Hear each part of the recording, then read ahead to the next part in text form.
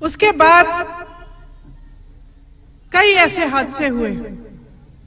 हाथरस में एक लड़की का बलात्कार किया गया, आपने कहा। बीच रात में उसके अंतिम संस्कार किए गए।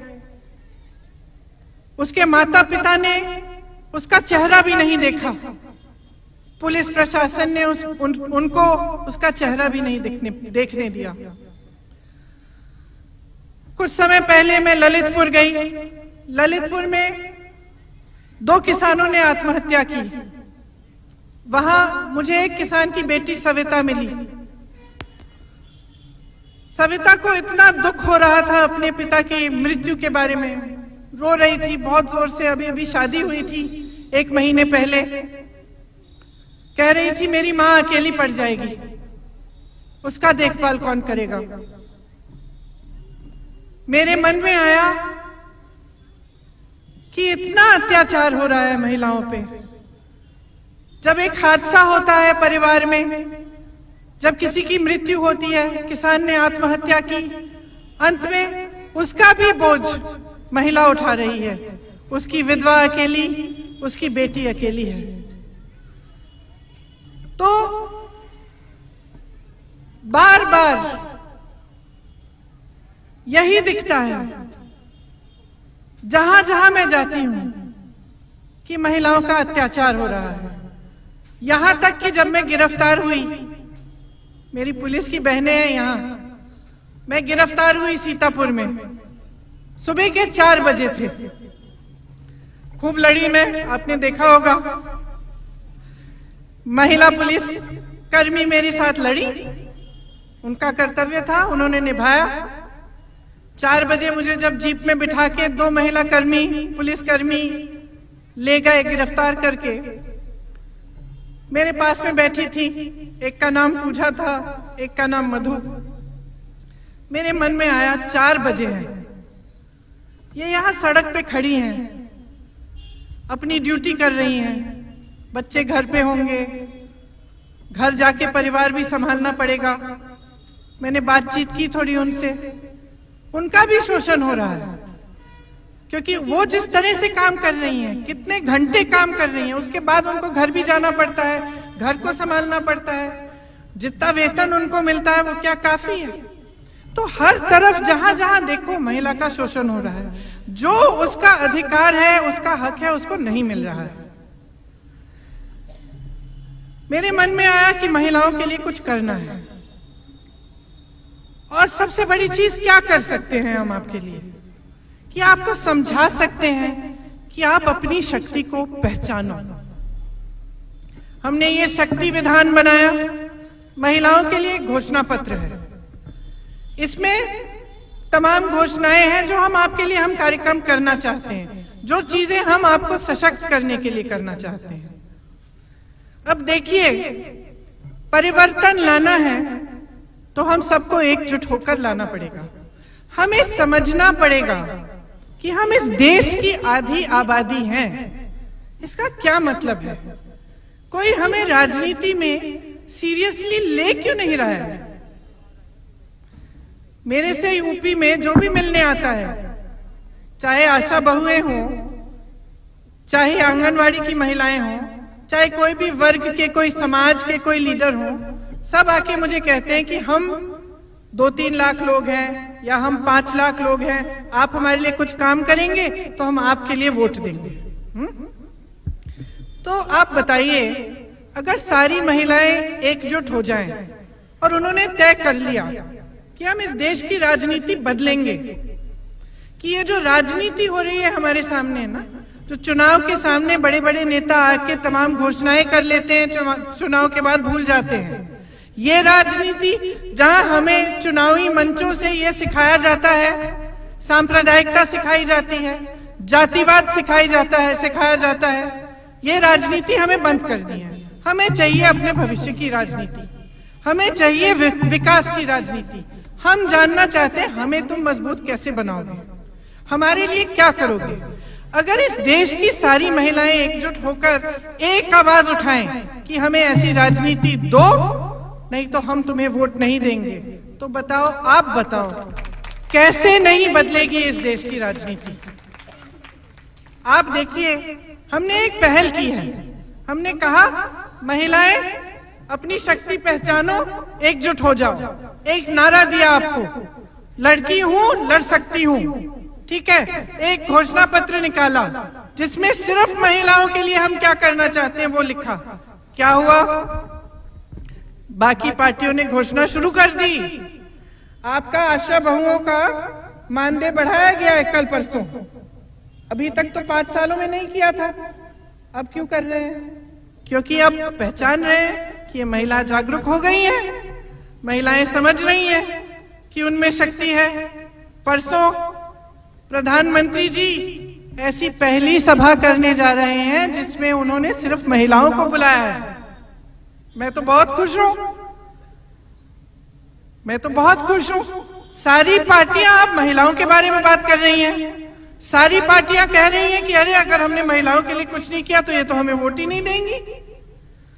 तो समझ रही हैं आप, एक छोटी सी पहल से अभी तो परिवर्तन आया ही नहीं है, लेकिन इस छोटी सी पहल से जितनी भी राजनीतिक पार्टियां हैं सब उठ गई हैं, जाग गई हैं। सब कह रही हैं कि महिलाओं के लिए कुछ तो घोषणा करनी पड़ेगी, हमें छोटी छोटी घोषणाएं कर रही हैं। लेकिन एक मानसिकता होती है। आप सबने कहा, आपने कहा कि आप अगर इस मंच पे खड़ी हैं तो आपकी माता आपके लिए, आपकी माँ आपके लिए लड़ी, संघर्ष किया। कल मैं अमेठी में थी, मंच पे एक मेरी पुरानी सहेली आई, रमाकांति। रमाकांति को मैं 15 सालों से जानती हूँ।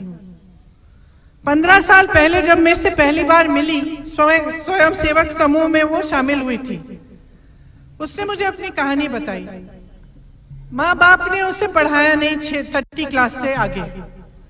उसकी बेटी हुई, बहुत इच्छा थी कि बेटी को पढ़ाऊं, लेकिन क्या करे, परिवार वाले सहमत नहीं थे। तो जब सब खेतों में काम करने के लिए चले जाते थे तो रमाकांति साड़ी के फॉल को सीती थी और चुपचाप से जब कोई घर पे नहीं था तो जाकर एक दुकान में जहां पे साड़ी के फॉल बिकते थे वहां जाके वो बेचती थी।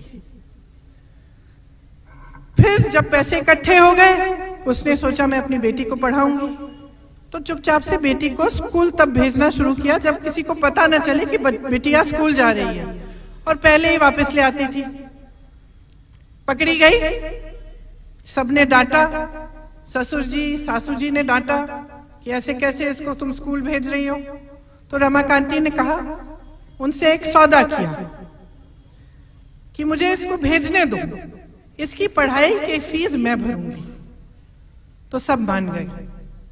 तो रमाकांति जब मेरे से कल मिली, उसकी बेटी उसके साथ थी, कॉलेज पास कर लिया उसने, नौकरी ढूंढ रही है।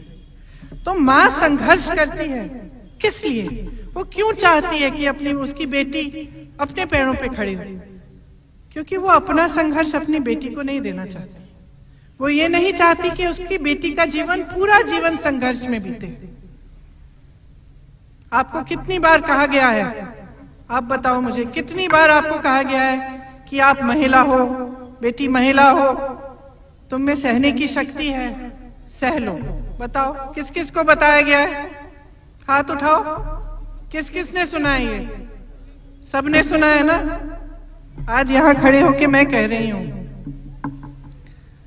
आपको भगवान ने अपने पैरों पर खड़े होने की शक्ति दी है। उस शक्ति को पहचानो। सबसे बड़ी शक्ति क्या होती है लोकतंत्र में? वोट होता है, आप सबके पास है। सोच समझ के इस वोट को दो। आज से यह तय कर लो कि जो महिला को सशक्त करने का काम नहीं करेगा उसको वोट नहीं मिलेगा। इसका मतलब यह नहीं है कि एक शौचालय बना दिया, नहीं। इसका मतलब यह नहीं है कि एक गैस सिलेंडर पकड़ा दिया, नहीं।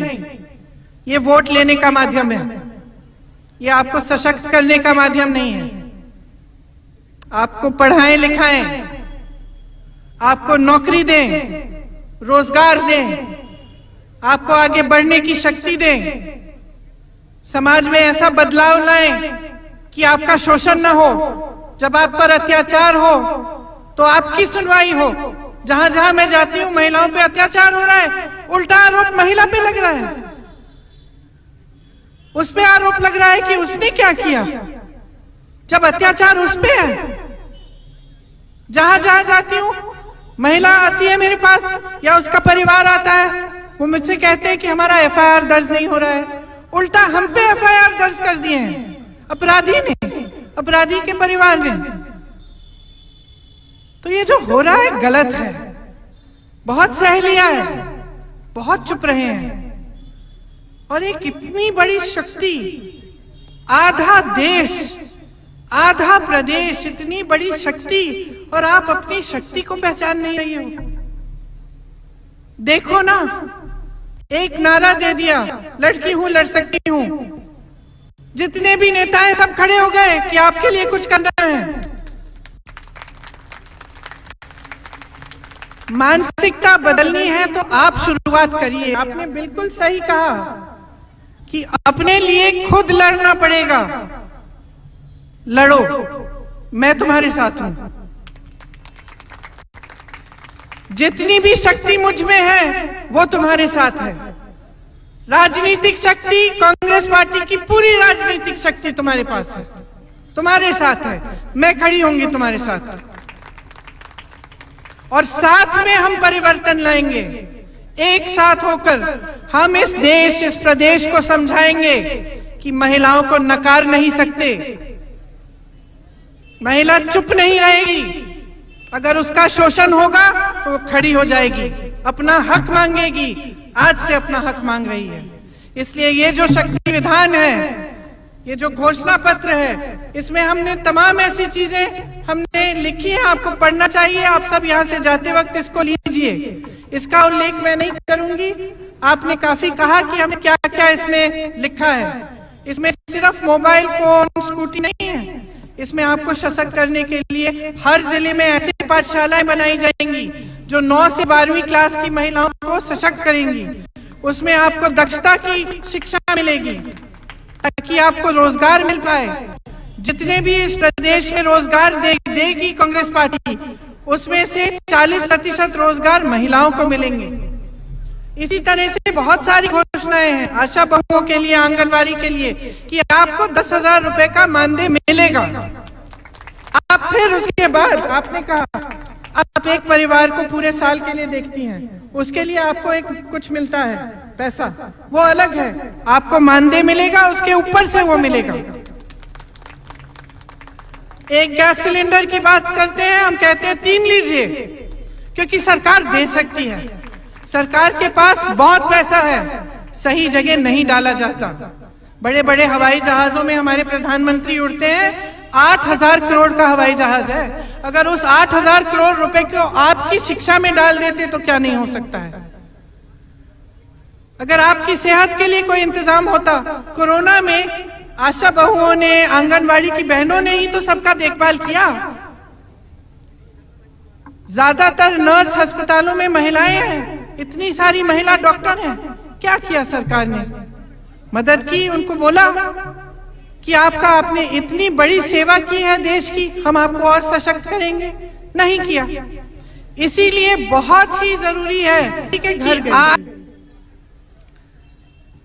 उस लड़की के घर में उसकी भाभी थी और उसके पिताजी। मैं कम से कम 1 घंटे के लिए उस लड़की के घर में बैठ